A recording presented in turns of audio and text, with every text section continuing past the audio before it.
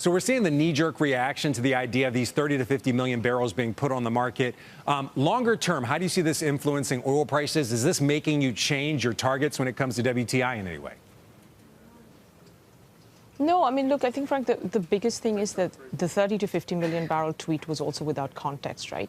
We have seen about 11 ships being chartered by Chevron to go over to Venezuela just over the last day or so. So I think those flows will resume again. You know, it had completely halted over the last couple of days. What I do want to stress is that those 11 ships are very much in line with exactly what the Chevron flows from Venezuela to the U.S. has been last year.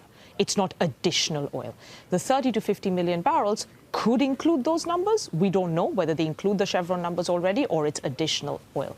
The context is that they need to remove this oil, as in they need to be selling this oil, otherwise they would have to shut down more production. I think that's critical, right? So right now, Venezuelan production is under a lot of pressure because oil isn't flowing. This will allow some of that oil to flow and not shut in more.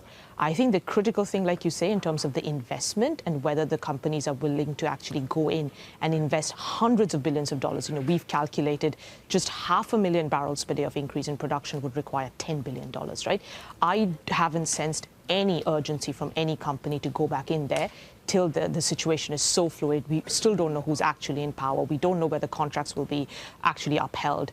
The PDVSA debts, how will they be dealt with? So that's going to be a slow grind. All right.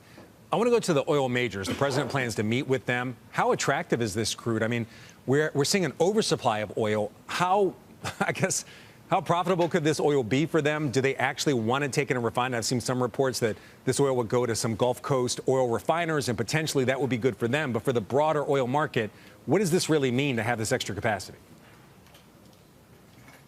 So again, let's not get carried away. It's too premature to talk about this extra capacity because in the past, the U.S. has taken as much as 1.5 million barrels per day of oil from Venezuela. That was back in 1995.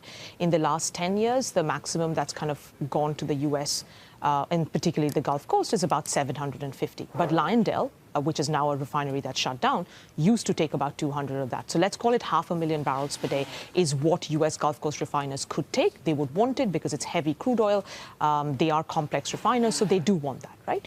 But I think the critical thing over here is that is this new production coming from Venezuela, or are we simply seeing flows that were going to China right now, which is about that 500 million barrels per day, get redirected to the U.S.? And I think that's very important for the global market. That is it a balance shift or a trade flow shift? All right.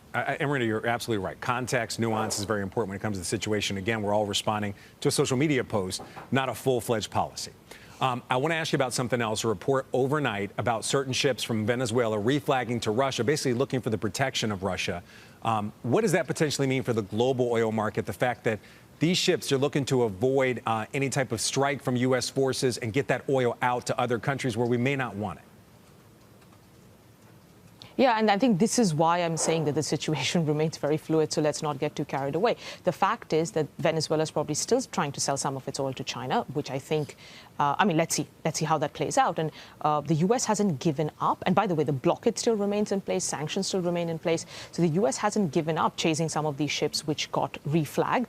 And I don't think that saga is over yet at all. So yes, we're going to get some oil from Venezuela to the U.S., and those flows will resume. But the other flows which Venezuela is still trying to do through these reflagging, that's absolutely not certain. In the beginning, this is again why these companies, which would require hundreds of billions of dollars to actually change the upstream, I don't think they're in a rush because these things are still kind of being played out.